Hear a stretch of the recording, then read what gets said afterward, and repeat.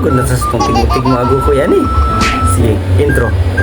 O karon guys, ano yan napunta sa atong tuluman nung tigmo agukoy. Alright, dugay kita nakabalik og tigmo guys. So, panahon nga dugay pa ta nakabalik og tigmo. Si Angkol Agukoy in taon guys ay nagluya. So siya ay ilantan ta inyong Angkol Agukoy maong dugay ta nakabalik og tigmo agukoy. So kabalo ko daghan na kay mo naghulat ni ani nga segment nato. Yes! Tigmo agukoy. Sige. So dana nato karon guys. Ready na ba mo diha? Yes! Ready na ba ang tanan? Yes! Okay.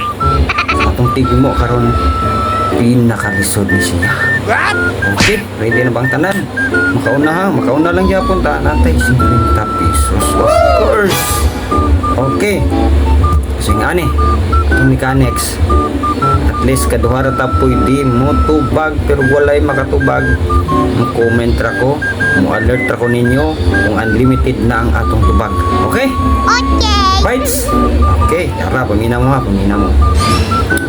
Tara ang atong tigmo karon. Gabi na.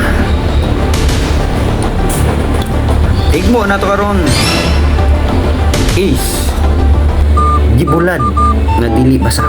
What? Gibitay nga walay sala. Unsa man.